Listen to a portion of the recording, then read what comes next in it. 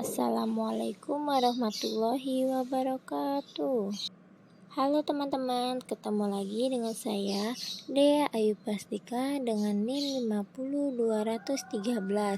Baiklah, di sini saya akan menjelaskan tentang dasar pertimbangan dan rasio logis pengembangan kurikulum 2013, kurikulum darurat, dan kurikulum paradigma baru.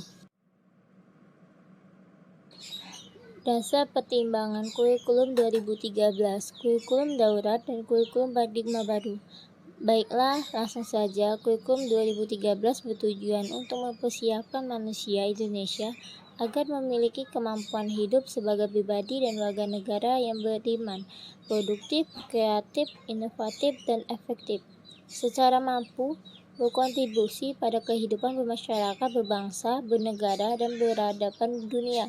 Pendidikan mencoba untuk menyikapi dilema tersebut, kemudian mengemaskan dalam sebuah konsep perubahan kurikulum.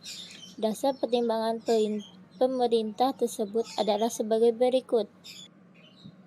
Tantangan internal yaitu tuntutan pendidikan yang mengacu kepada 8 standar nasional pendidikan yang meliputi standar isi, proses, kompetensi lulusan, pendidik, dan tenaga kependidikan, sarana dan prasarana, pengolahan, pembiayaan, dan standar penilaian pendidikan. Perkembangan penduduk Indonesia dilihat dari pertumbuhan penduduk usia produktif. Tantangan eksternal yaitu globalisasi, masalah lingkungan hidup, kemajuan teknologi informasi, ekonomi berbasis pengetahuan, konvergensi ilmu dan teknologi, dan kebangkitan industri kreatif dan budaya. Kurikulum darurat yaitu proses belajar mengajar di masa pandemi COVID-19.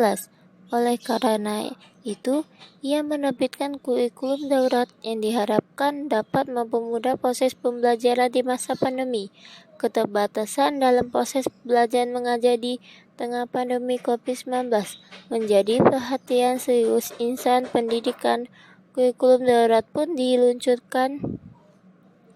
Kurikulum paradigma baru yaitu pendidikan dalam kondisi khusus memberikan fleksibilitas bagi sekolah untuk memilih kurikulum yang sesuai dengan kebutuhan pembelajaran siswa, yaitu sebagai penyempurnaan dari KTSP 2013 ini akan berlakuan secara terbatas dan berharap melalui program sekolah bergerak pada akhirnya diterapkan pada setiap satuan pendidikan yang ada di Indonesia. Meskipun dengan demikian, berdasarkan penuntutan, sekolah tidak akan dipaksa untuk menerapkan kurikulum tersebut. Menjadi dua bagian, kurikulum paradigma baru yaitu kegiatan interkurikuler berupa tatap muka dalam kelas. Kedua, kegiatan proyek. Kegiatan proyek dilakukan untuk mencapai profil pelajar Pancasila.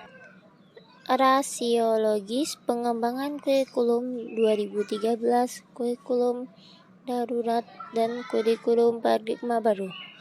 Kurikulum 2013 merupakan pengembangan kurikulum berbasis kompetensi yang telah dirintis pada tahun 2004 dan KTSP 2006.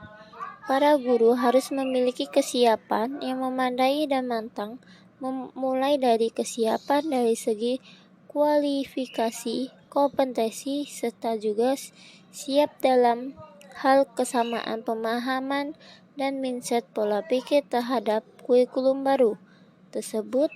Proses pembelajaran yang mendorong siswa untuk aktif hanya mungkin terwujud bila guru telah berubah, telah berjalan sesuai dengan arah dan perubahan kurikulum 2013. Kurikulum darurat yaitu penyesuaian kurikulum pendidikan guna merespon dampak COVID-19 terhadap proses belajar mengajar sangat penting. Kurikulum darurat diharapkan bisa memberikan fleksibilitas bagi setiap sekolah untuk menerapkan kurikulum dan mengolah kelas yang berorientasi pada murid. Kurikulum darurat yaitu muncul sebagai jawaban atas keterbatasan dalam proses belajar mengajar di tengah pandemi COVID-19. Paradigma baru dalam proses pelaksanaan pembelajaran satuan pendidikan tidak terbatas pada satu pendekatan saja. Kurikulum paradigma baru yaitu perubahan paradigma penyelenggaraan pendidikan dari sentralisasi ke desentralisasi mendorong terjadinya perubahan dan pembaharuan pada beberapa aspek pendidikan, termasuk kurikulum. Dalam kaitan ini, kurikulum sekolah dasar pun menjadi perhatian dan pemikiran baru, sehingga mengalami perubahan kebijakan. Pembelajaran paradigma baru, kurikulum pepotai pembelajaran merupakan satu siklus yang berawal dari pemetaan standar kompetensi, perencanaan proses pembelajaran, dan pelaksanaan asemen untuk memperbaiki pembelajaran sehingga peserta didik dapat mencapai kompetensi yang diharapkan. Baiklah, itu saja yang dapat saya jelaskan. Semoga bermanfaat. Saya akhiri. Wassalamualaikum warahmatullahi wabarakatuh.